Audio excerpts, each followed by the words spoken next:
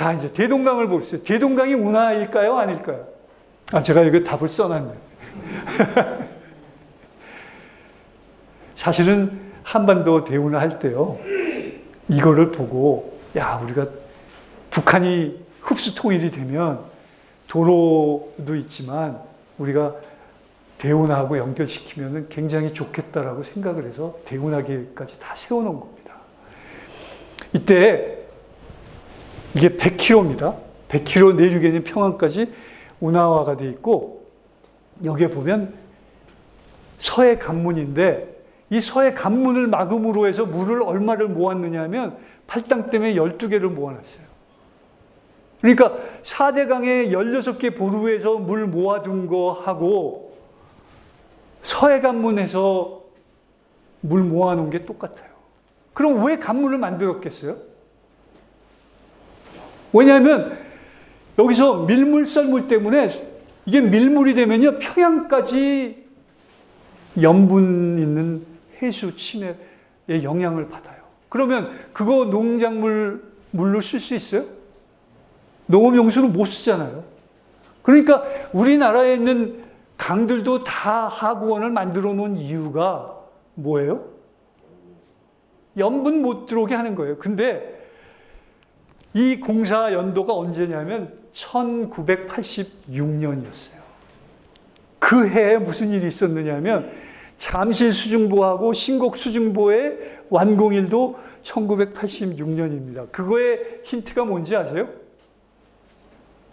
이거는 북한 사람들이 한 얘기가, 그 보가 없었을 때는 밀물 썰물을 이용하면 간첩들이요, 서울까지 잠입을 할 수 있었대요.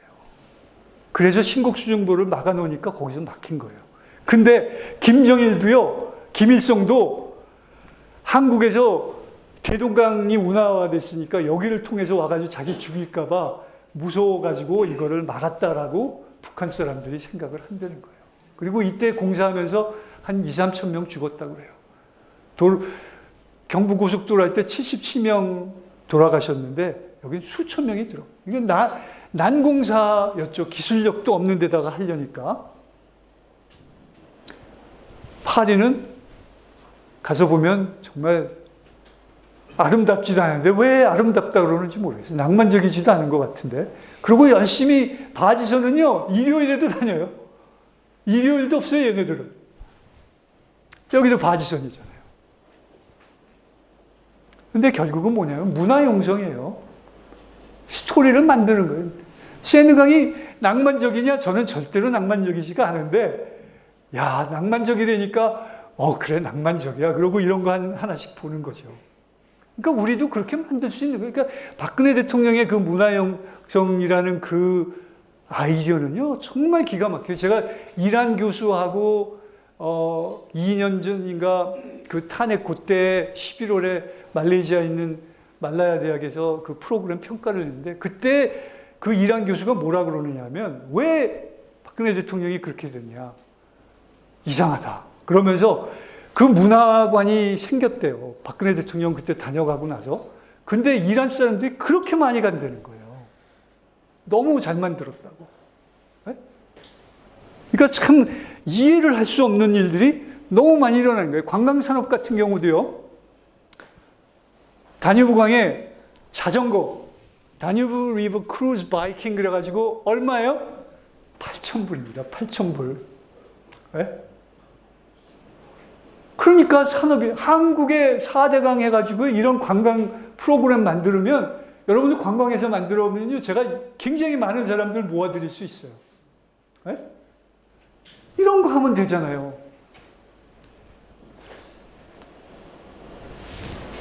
유럽 사람들이 잘하는 게, 도로도요, 사실 4대강보다 자전거 도로가 좋지 않습니다.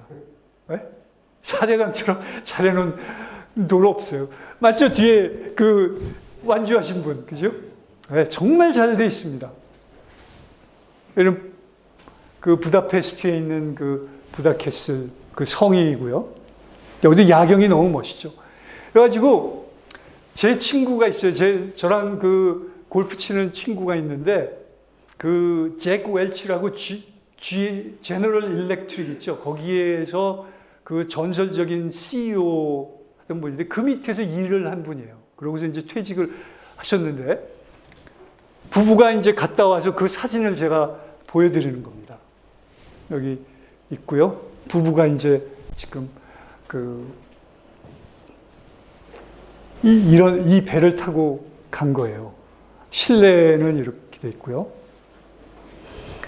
그러니까 지금 보면 한 5,000불에서 7,000불 뭐 그 정도 돼요. 한 사람당. 이제 배를 타고 가면서 이런 전경을 보는 거죠. 그래서 중간에 이제 내려서 관광하고 이렇게 여행을 즐기는 거예요. 근데 저는 참 안타까운 게 한국도 충분히 할 수 있거든요. 4대강 연결시키는 거요. 그거 아무것도 아닌 거예요. 사실은. 기술적으로 아무 문제, 생태 그거 전혀 문제 없어요. 영국이나 뭐 러시아나 프랑스나 다 17세기, 18세기 다 연결시켜 놨는데 그러면 한국 그 환경단체 얘기하면 거기 생태계 다 망가져야 되는데 안 망가졌잖아요. 네? 여러분들 이런 데서 와인 한 잔씩 마시면서 즐겨보세요. 얼마나 좋겠어요. 보도 보세요. 이게 뭐예요, 이게? 4대강 뭐하고 비교가 돼요? 이런 버스 타고 다니고, 뭐, 여기는 우리 남쪽 대통령께서 특별 관람을 하던 데죠.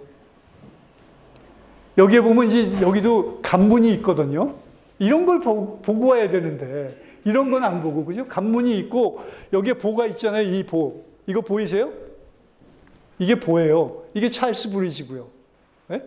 찰스 브리지 갔다 왔거든요. 그러면 그 남쪽 대통령 이런 것도 좀 보고, 배 타는 것도 보고 그래야 되는데, 간문이 있고요.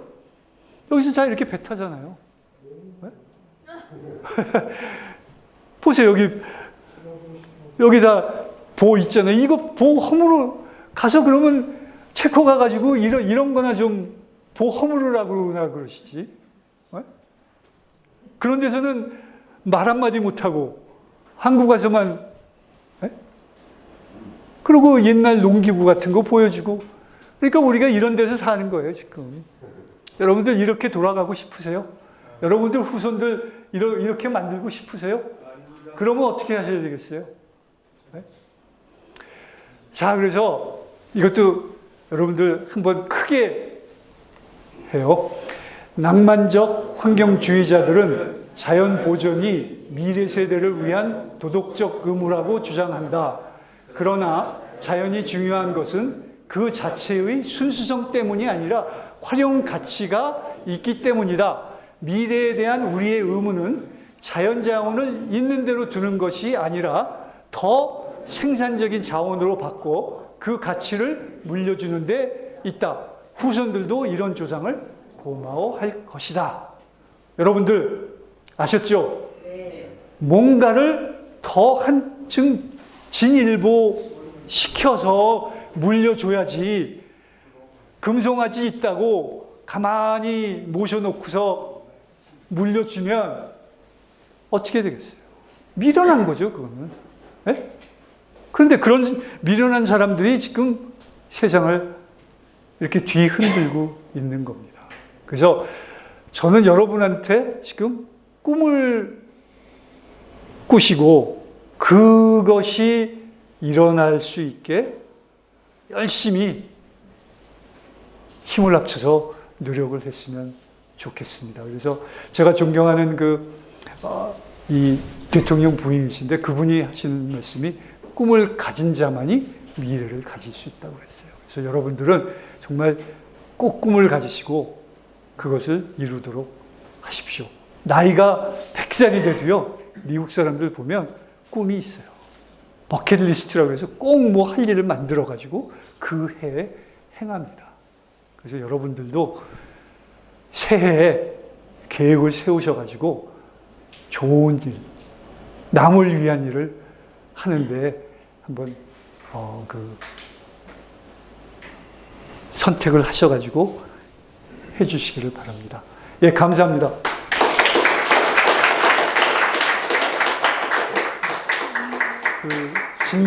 질문을 그러면 받겠습니다. 예.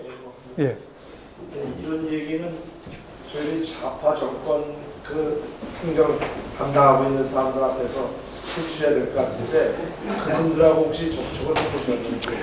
그러니까 그거는요, 이념을 가진 사람들하고는 대화가 안 됩니다. 아까 보셨잖아요. 그 자료가 없이, 과학적인 증거가 없이 주장을 하는 거예요. 무슨 국회의원이라는 사람이 뭐라 그랬어요? 최순실이 300조 원이고 박정희 지금 880조라고 그랬잖아요. 제가 페이스북에서 봤는데, 상식적으로 그게 맞는 얘기예요. 근데 그 사람들은 그걸 던져요. 왜냐하면 그렇게 충격적인 말을 해야 일반 국민들이 느끼거든요. 그러면 그게 설마 그래도 100분의 1은 믿는 거잖아요. 그만큼 이 사람들은 여러분들 세뇌하는 데는 천재적인 거예요. 그렇기 때문에 이게 어떻게 할 수가 없어요. 예. 너무 꿈속에서 이게 놀다가 현실적인 얘기를 하면 질문을 한번 해볼까요? 네. 이 4대강 8개 보 중에서 3개가 여주에 있거든요. 네. 여주보, 강천보, 입포보예요. 네. 근데 그 3개를 거기다 한꺼번에 몰아놓은 어떤 이유가 혹시 있으신지? 그러니까 보를 만드는 이유는요, 사실은 보를 꼭 안 만들어도 되는데, 경사가 있잖아요. 근데 보를 막아놓으면 준서를 저희가 하잖아요.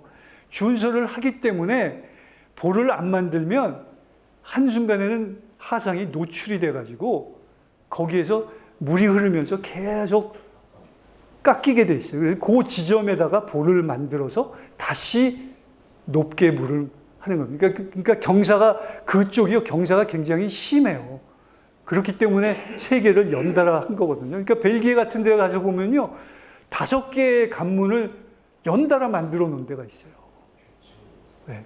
그러니까 그거는 그 위치에 따라서, 그러니까 하상 경사에 따라서 그거를 과학적으로 만든 거지, 저희가 그냥 이렇게 여기다 하자 그래서 만든 건 아닙니다. 예. 네. 예. 제가 교수님 말씀 잘 들었고요. 네. 그 얘기를 들으면서 떠오르는 게 데자뷰 현상이 일어난 게 고척동에도 도움 야구장이라는 거를 네. 오세훈 전 시장이 네. 거의 완공을 했는데 네. 차기의 시장이 됐던 박원순 시장이 네. 그거 오픈을 못 시키게 한 거예요. 예. 그래서 2년 동안을 딜레이 시키고 계속 그거를 이렇게 깎아내리고 네. 그러니까 전임 시장이 했던 사업을 깎아내리는 거예요. 네. 그러면서 굉장히 거기에 참가로 들어갔던 사람들도 막 굉장히 기다리다가 힘들고 예산 낭비도 많이 하고 그랬거든요. 네. 근데 결국은 하죠. 시간이 지나고 나니까 중공 검사를 해줘야 되고 네. 활용을 할 수밖에 없잖아요. 네. 그래서 지금 잘 활용하고 있어요. 예. 그래서 제가 참 우리나라 국민성인지 다른 나라 사람들도 그런 국민성이 있는지 모르지만 우리나라 정치인들은 전임자가 해놓은 거에 대해서 잘한 것도 있고 못한 것도 있지요, 사실. 네. 사실 이명박 대통령도 지금 잘못한 것 때문에 저렇게 당하는 것도 있고, 보호 같은 경우 이런 4대강 사업 같은 거는 잘한 것도 있어요, 그죠? 근데 그거를 잘한 사업에 대해서는 인정을 하고 활용을 하게끔 해줘야 되는데, 네. 지금 4대강을 부시자 하고 그렇게 얘기 나오는 것도 전임 대통령, 이명박 대통령이 해놨던 거를 그게 잘 활용되고 잘 되고 있으면 지금 대통령이 그 사람 때문에 자기가 깎인다고 생각하는 거예요. 그렇죠. 네. 그 박원순이가 도움 야구장을 빨리 주거 허가를 안 해주는 이유도 오세훈이 마찬가지죠. 잘했다 그러면은 자기가 깎인다 생각하는 거잖아요. 예. 이런 거는 내가 볼 때 우리나라 국민성이 이런 건지 아니면 정치인들이 그거는 저도 그 얘기를 많이 들었는데요. 좌파 성향 사람들이 특히 그렇고요. 4대강 사업을 할 때 그 국회에서 그 보좌관들이 뭐라고 그랬냐면 4대강 사업 완성되면 민주당은 완전히 망한다고 그랬어요.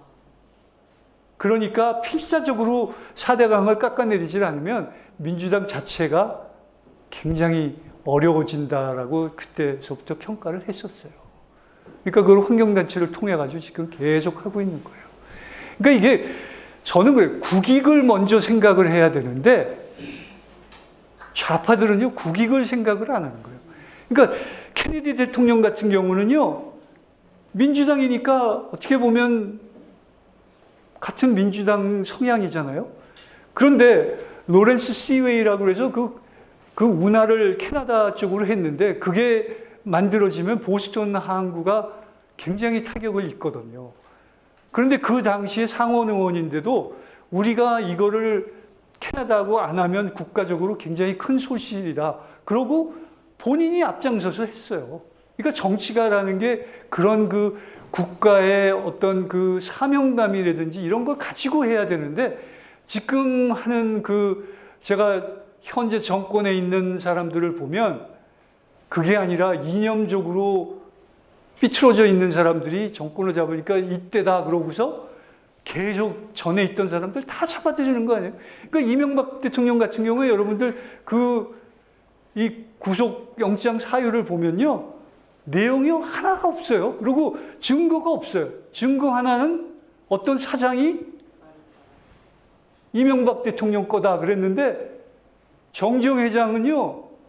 직원이 그런 개인 사업을 가지고 있으면 다 잘라요. 그러니까 그게 만약에 이명박 대통령 거였다면 벌써 잘렸죠. 그거는 사정이 엄청나게 심한데 거기서도 다 통과가 된 거예요. 그리고 지금 제가 이 사법 쪽에 있는 분들 말씀을 들어보면 뭐라 그러냐면 그래 그럼 내 거다. 나 찾아줘 그러면 찾을 수가 없대요. 그러니까 지금 사법이 이렇게 되니까 여러분들 얼마나 무서우냐면 그 영풍 그 빌딩 있잖아요. 그 이명박 대통령이 사실 대통령으로서 사죄를 다 환원한 거예요. 사회에다가. 돈이 없어요, 지금요. 근데 그 건물에 있는데 그 경향신문 기자가 어떤 복사된 문건을 거기다가 놓고 갔어요. 그거를 비서관이 보고 깜짝 놀라가지고 버렸거든요. 그래서 30분 만에 검찰이 와가지고 잡혀가지고 그 사람 집행유예로 잡혀 들어갔어요. 근데 그거를 기자 이름하고 모든 거를 다 해서 신고를 했는데 검찰이 지금 조사를 한 번도 안 하고 있어요. 지금 이런 상황이에요. 그러니까 지금 이게 보통 일이 아니라는 거예요. 그리고 그거를 만들어서 제출한 분이 그 법조계에서 굉장히 높으신 분인데도 그분이 직접 써서 제출을 해도 검찰이 꿈쩍을 안 하고 있는 상황이니까 지금 이건 혁명이에요. 그러니까 굉장히 지금 여러분들 순진하게 생각하지 마세요. 예. 저쪽. 그 미래에 있어서요. 네. 그 유라시아와 미국을 연결하는 무역로에 한반도가 굉장히 중요한 역할을 언젠가 차지할 거라고 생각하는데 그런 관점에서 아까 배우나 말씀하셨는데 우리나라가 이렇게 배우나를 어떻게 보면 4대 강으로 좀 격화시켜서 사업을 추진했지 않습니까? 네. 그래서 이거를 다시 나중에 확장해서 대문화로 더 발전해 나갈 그런 여지가 있는 건지 그런 여지가 있다면 예산은 어느 정도 들고 기간은 어느 정도 들고 혹시 그런 구체적인 계획 같은 게 있으시면 들어보고 싶습니다. 그거는 저도 굉장히 관심 있어가지고 했는데 예산은 뭐 그 간문 만드는 거는 그렇게 한 1년 정도면 충분히 할 수 있어요. 그리고 위치도 다 돼 있고요. 그렇기 때문에 그 예산도 뭐 하나에 한 2천억 원씩 하면 얼마 안 되죠. 한 3, 4조면 사실은 운하를 만들 수가 있어요. 근데 이제 거기에 내륙항을 만들어야 되고 거기에 따른 이제 다른 여러 가지 기초 설비를 만들려면 드는데 사실은 그런 데다가 투자를 하는 것이 일자리 창출에 직접적으로 영향을 주는 거지 일자리 창출한다 그러고 뭐 어디 가서 도우미 해주고 뭐 이러고서 돈 주는 거는 그거는 완전히 세금 낭비죠. 그러니까 이런 식으로 기간 산업을 해놓으면 4대강 사업은 남았잖아요. 그거는 22조라는 게. 그리고 앞으로도 계속 쓸 수가 있는 거예요. 그러니까 지금 미국 같은 경우에도 800조 원을 2007년에 그 경기 부양책으로 해서 오바마가 썼는데 그때도 20%가 토목공사였어요. 그러니까 토목이라는 게 사실은 돈을 가장 빨리 서민들, 제일 필요한 서민들한테 넘겨주는 좋은 방법이죠. 그러니까 그거는 언제든지 가능하고요. 그 유라시아 쪽으로 철도 만드는 거는 제가 볼 때는 거의 그 남의 나라를 통과하는 거기 때문에 그거는 절대 성공할 수가 없는 겁니다. 그리고 그 양이라는 것도 너무 적고요. 그 철도는 가성비가 아주 제로인 거예요. 네. 나중에. 네. 그렇기 때문에 그거보다는 운하를 통하고 해운을 통해서 하는 게 훨씬 낫습니다. 예. 네.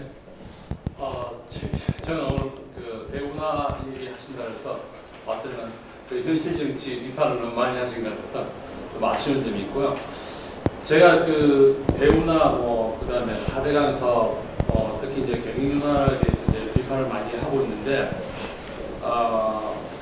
그 비판하는 사람도 그렇고 또 그걸 기획하는 사람도 저는 물어보고 싶은 게 경인운하의 그 상업성 지금 또 관광 사업성 이런 부분을 보면 특히 그 관광 분야는 굉장히 그 혼인성을 맺지 못한다. 특히 그 마리나 같은 경우는 굉장히 시설이 좋습니다. 그렇죠. 예. 실제 그 운항하는 관광 선박은 과연 이런 배를 돈을 주고 타야 되나 싶을 정도로 이렇게 낙후되어 있거든요. 저희가 이제 유럽의 그 아주 이름 있는 강의 이 유람선을 타다 근데 타보면은 과연 이게 사실 그 경유나 볼 게 별로 제한적이지 않습니까? 그렇죠. 거긴 제한적이죠. 관광을 들어와야 되는데 그런 기획이 왜 이루어지지 않았는지. 그러니까 그게 반대 때문에 그런 거죠. 그런 예. 홍보들이 이루어지지 않고 그냥 막연하게 지금 현실 정치인들을 비판을 하고 우리가 또 예를 들어서 여기 모인 분들이 같은 생각 가진 다음 또 이 생각 가진 분들이 정권을 잡더라도 또 마찬가지일 것 같아요. 그래서 저는 이런 대운하에 대한 어떤 이런 디베이트라든가 또는 그 4대강의 디베이트를 좀 더 현실적으로 다가가야 된다. 예를 들어서 그러면은 지금 그 부산항을 기점으로 해서 내륙항을 만들면은 어떤 식으로 하면은 어느 지역을 그 내륙항을 했을 때 상업성이 경제 효과가 얼마나 이걸 수치화시키고 국민들이 어느 정도 이제 그런 다 이해할 수 있는 정도의 수준이 되는데도 불구하고 너무 이게 감성적으로 다가간다는 생각을 저는 그거를 그러니까 누가 만들었겠어요. 그러니까 사실은 계획은요 거의 다 돼 있습니다. 그런데 대운하라는 얘기를 시작을 하면 벌써 제가 KBS에 얼마나 미국에서요 한 서너 시간을 제 입에서 대운하라는 얘기가 나오게 유도를 하는 거예요. 근데 지금 그거는 대운하라는 거는요 어느 하천이든지 당연히 배가 다니게 만들어야 되는 거예요. 그건 아니 지금 북한 같은 경우는 대동강까지 그 평양까지 가잖아요. 예? 당연한데 그러면 평양 좋아하는 사람이 평양까지는 배 다니는데 왜 한강에 배 못 뛰어? 그거는 뭐냐면 이념이거든요. 이념. 그거는 우파 쪽에서 이거를 했기 때문에 제가 그 얘기를 해줄게요. 김대중 대통령도 운하를 하고 싶었어요. 왜 그런지 아세요? 북한이 하고 싶었어요. 북한은 왜 운하가 필요했어요? 왜냐하면 동쪽하고 서해 양쪽에 연결을 시킬 수가 없으니까 그런다고 한반도를 이렇게 돌아와야 되는데 못 다니잖아요. 그러니까 평양 쪽으로 해서 다른 쪽에 또 강이 하나 있거든요. 그래서 그걸 했는데 그러니까 54년에 하고 싶었다가 90년대에 또 하고 싶어 했어요. 그때 DJ도 그래서 한반도 그거를 이명박 대통령한테 좀 빌려달라고 했는데 안 빌려줬어요, 사실은.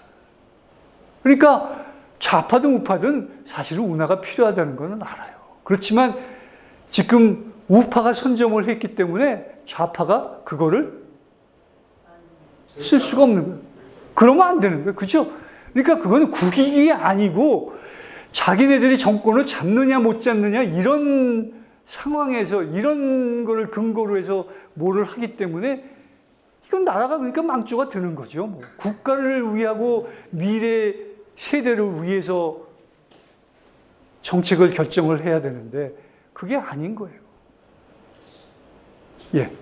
중국 같은 경우는 베이징에서부터 이렇게 사회까지 쭉 그러니까 중국어 네.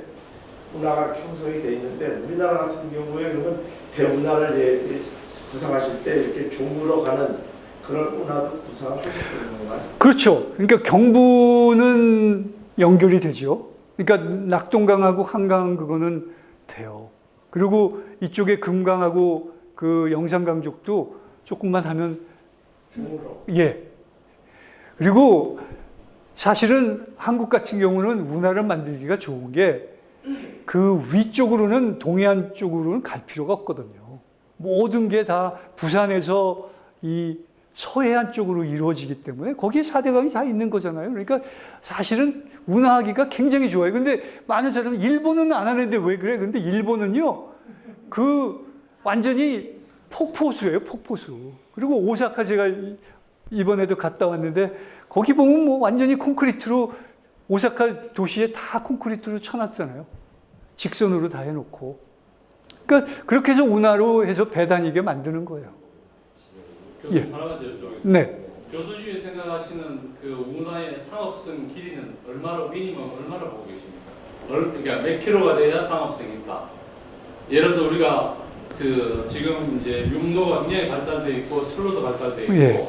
특히 우리나라 같은 경우에는 다른 나라에 비해서도 그 육로가 굉장히 발달돼 있지 않습니까? 네. 그러면 구석구석에 이제 그 트럭으로 운송이 가능한데 그러면은 운하의 대량 운송으로 그 효과를 보려면 몇 킬로가 돼야 된다고 생각하십니까? 그러니까 경부만 해도요. 경부 운하만 해도 심지어 구미에서 부산까지만 해도 경제성이 있어요. 네? 그건 뭐 당연한 거예요. 그리고 옛날서부터 그건 계획이 다 돼 있고 그거는 관문도 필요가 한두 개밖에 필요하지 않아요. 그거는 충분히 할 수 있는 거예요. 그리고 그렇게 되면 구미 같은 데서 수출하는 거 다 그렇게 해서 부산으로 가잖아요. 그러면 경부 고속도로 이게 물동량이 엄청나게 줄어드는 거예요. 그러면 그 국민들 다 교통사고 줄일 수 있는 거예요. 네? 그러니까 뭐든지요. 외국에서 다 해봤고 로마 시대니 뭐 옛날 시대 다 해온 거를 한국은 왜 지금 현대 세계 최대의 기술을 최고의 기술을 가진 그런 국가에서 환경 테러 논리를 가지고 지금 아무것도 못하고 있으니까 더 이상 발전을 못하는 겁니다. 그러니까 미국 사람들, 유럽 사람들이 볼 때는 이상하다는 거예요, 그게. 저렇게 잘 나가더니 왜 갑자기 섰어? 이런 생각이 들잖아요. 맥킨지 같은 데서 왜 한국이 2050년이 되면 2등이 된다고 그랬지, 2위가. 그때만 해도요, 노조가 그렇게 세지가 않았거든요. 그리고 모든 것을 다 만들 수 있는 그런 산업 구조가 돼 있었어요. 근데 지금은 이제 그 구조가 다 무너져 버린 거예요. 시와 반월 단지 가서 보세요, 지금. 거의 다 닫혔고요. 웬만한 건 다 중국에서 가져오지 않으면 물건 못 만듭니다, 이제. 그렇게 바뀌어 버렸어요. 네? 제조업이 엄청 많이 무너졌어요. 그럼요. 네. 그게 심각한 거거든요. 보통 일이 아닙니다. 그러니까. 이렇게 되면 이러시기가 어려워요. 그러니까 IMF 때는 그 제조업이 그래도 무너지지 않았거든요. 근데 지금은 이제 완전히 무너져 버리니까 다시 일어선다는 게 그건 거의 뭐 이제 기적이죠, 기적. 근데 저는 할 수는 있다고 생각을 해요. 아시는 분이 원자력 하시는데요. 네. 탈원전 사업 때문에 네. 원자력 설계하고 그거를 건축할 수 있는 굉장한 기술자들이요. 다 중국에서 지금 빼가고. 그러니까요. 우리나라 진짜 알짜배기 일꾼들이요. 네. 그 우리나라 연봉보다 훨씬 많이 받고 다 중국으로 넘어가고 있어요. 그러면은 10년 뒤, 20년 뒤에 그 고급. 그렇죠. 그게 다 중국으로 하는 거예요. 다시 모으려고 그러면요. 안 모여져요. 안 모아져요, 네, 그거는. 그러니까 중국에 뺏기는 거래요. 예, 맞습니다. 굉장히 그러니까 지금 뭐 완전히 친중 사대주의자들 아니에요? 예?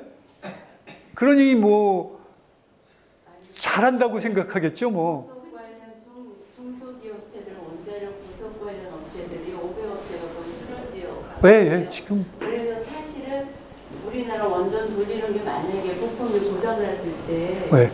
그 끼를 바꿔 쓸 수 있는 것도 힘들어질 수 있고. 그렇죠. 그렇게 되죠. 그게 더 우려되지. 예. 그러니까 UAE 그거는요, UAE 원전 그 수주한 거는 프랑스가 가져가기로 100% 돼 있었어요. 그거를 이명박 대통령이 입찰하면 귀신 아니에요. 그래가지고 그거를 작전을 짜가지고 군사 쪽하고 묶어가지고 하고 공사비 절감하고 공기 절감하는 안을 내가지고 입속에 들어간 거 뺏어온 거거든요. 그게 그 무궁화 꽃을 꺾는 자들이라는 그 이병영 박사가 쓴 책에 보면 그렇게 나와 있어요. 원맨 쇼였다고. 그렇지 않았으면 그 공사를 딸 수가 없었어요. 그리고 지금 이렇게 됐는데 그 60년 동안 운영권을 가져오게 되면 거의 100조 원 정도가 되거든요. 그리고 한 2,000명 정도의 고급 인력, 1억 이상 되는 연봉 가진 사람이 2,000명 정도가 60년을 UAE 가서 일을 할 수 있었는데 그거를 지금 다 못하게 만들어요. 그러니까 대단한 자들이에요. 대단한 자들. 네. 예. 저는 이제 그 토목공학을 전공한 사람이고요. 네. 대우건설에서 3년 네. 지금 이제 학교이고요. 네. 교수님도 교수님을 하는데 네. 아까 저는 뭐 교수님 말씀하신 거 다 공감하는 사람이고요. 저는 말씀하시는 게 좀 안타깝다는 얘기 그쪽으로 얘기했는데 제가 그 퇴직하기 마지막 전에 강화에서 조력발전소를 하려고 주민들 설득하고 관공서 했는데 강화 주민이 한 6만이 안 됐었어요. 그 당시에.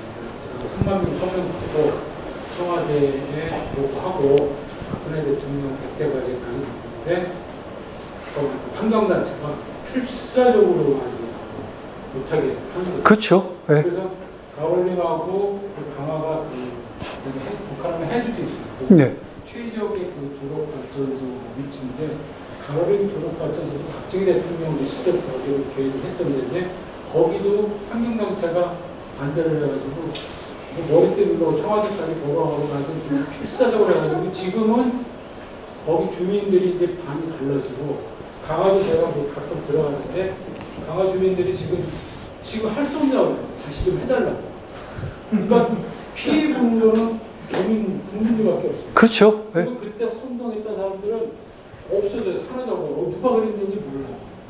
저 아까 그쪽들 얘기도 하셨고 뭐 박원순 시장님 뭐 업적을 워낙 많고 그분은 뭐 악명 높죠. 뭐 저기 뚝섬 거기 정수장도 취임하고 나서 바로 그냥 공사 중간에 다 땅을 덮으라고 그래가지고 다 덮었어요. 그리고 2달인가 있다가 녹조 때문에 이침이 생기니까 다시 시작했거든요. 그 삼성에서요, 그 돈 고스란히 다 물고 공사 시작한 거예요. 그러니까 정말 나쁜 짓을 그냥 하고 있는 거예요. 그렇게. 안산에 있는 그 시와 조력발전소도 지금 안산 시장 하시는 분이 환경단체 출신이거든요. 그분이 그렇게 반대했는데 시와 조력발전소 만들어놓고 거기가 강간 인프라가 되니까 그분이 이제 어떤 캐치프레이즈를 하냐면 시와 조력발전소를 중심으로 알부산을 발전시켰다고 했어요. 그리고 엄청나게 많은 사람들이 몰려가고 있고 시와 조력발전소 만들기 전에 그 시와 내륙이 엄청나게 썩었었어요. 막 진짜. 네. 그래서 조력발전소 만들어 순환을 시키니까 굉장히 깨끗하게 그래서 지금 그거와 비슷한 게 이제 세명들이 딱 나가 있어가지고 순환이 안 되니까 거기도 썩어가지고 거기도 1년에 한 2조 가까이 그 정화시키는 비용이 들어가는데 제가 한 3년 전에 제 퇴직하기 전에 그 전라도 환경운동연합에서 전국대학교에서 모여가지고 우리 시와 졸업발전소 같이 우리도 졸업발전소 만들자 세명들 모여서 순환을 시키자 라고 이제 환경단체에서 이제 바뀌어지는데 그건 이제 3년 지나서는 잘 모르겠는데 지금도 새만금 쪽에 그 계획이 있어서 할 것 같은 계획이 있는 것 같아요. 그러니까 그거는 계획인데요. 저는 굉장히 4대강 사업을 하면서 정말 한국인들의 그 인성이 특히 환경단체 사람들의 인성을 보면 정말 구제불능이다. 그거는 국가가 아니라 자기네들의 먹거리 아니에요, 그게. 네? 지금 그 탈원전 그 주도했던 사람이 지금 원전 안전위원인가 뭐 어디 지금 몰래 들어가서 취임했다는 거 아니에요. 네? 그러니까 그런 사람들이 그 있으니까 조력발전은 사실 세계에서 프랑스 쪽에 하고 서해안이 최고거든요. 네?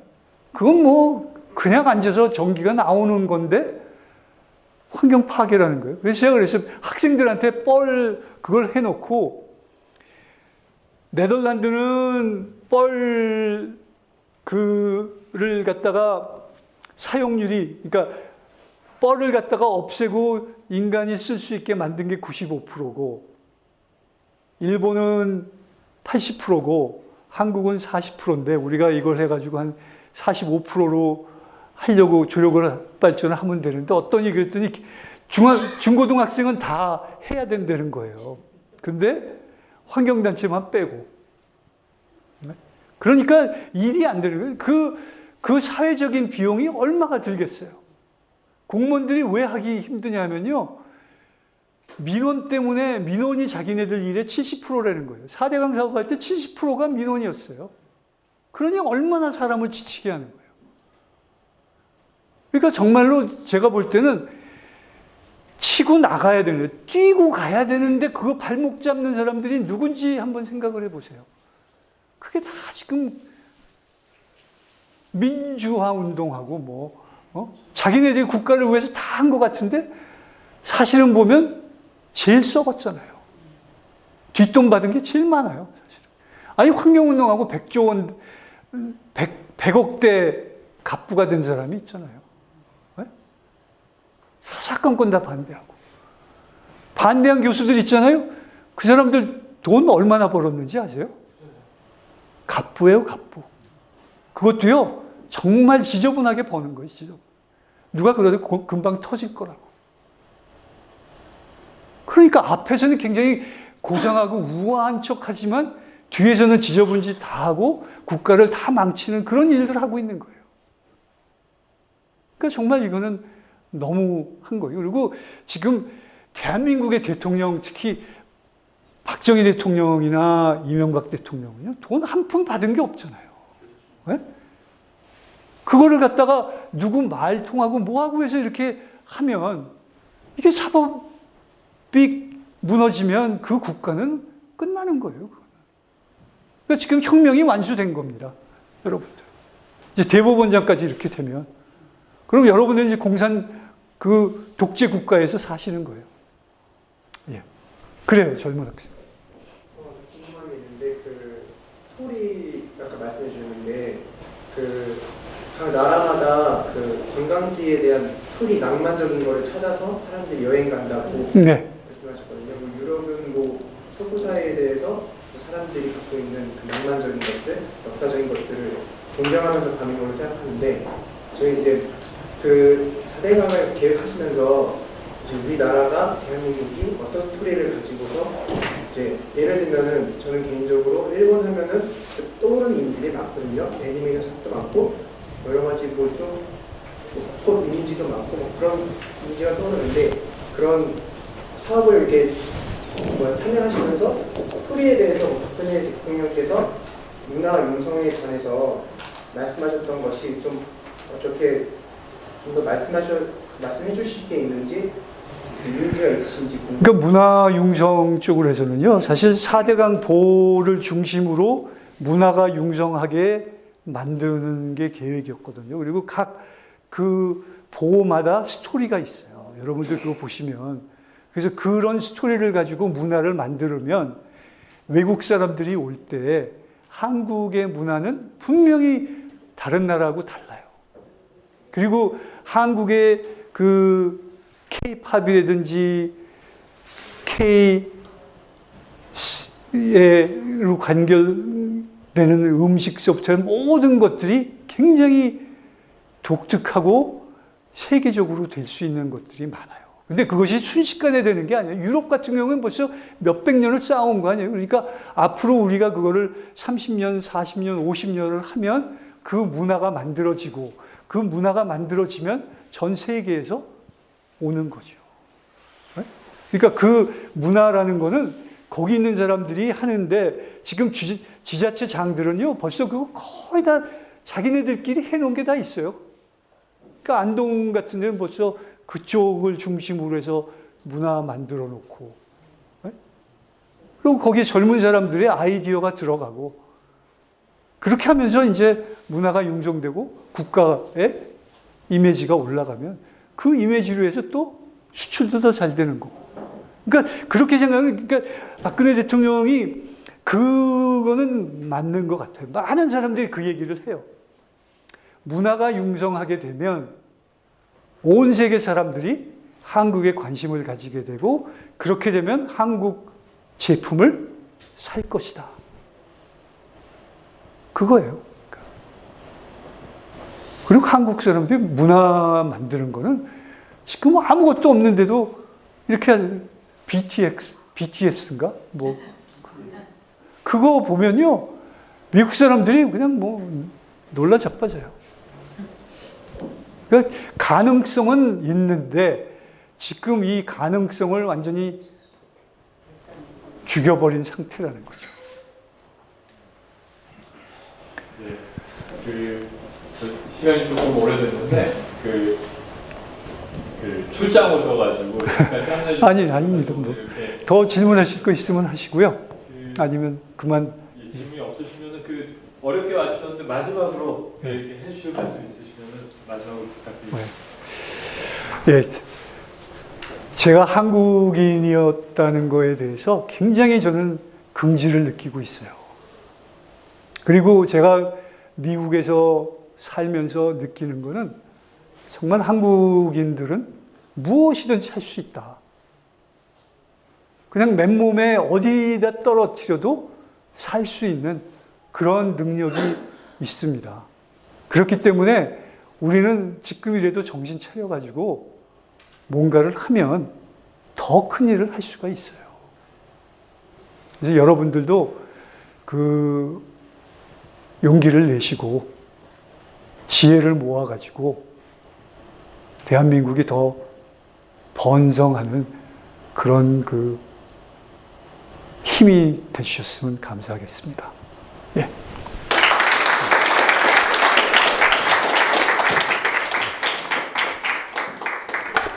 지금 참 오늘 3시간 강의를 했습니다. 이렇게 진행했던 적은 처음이었던 것 같은데요.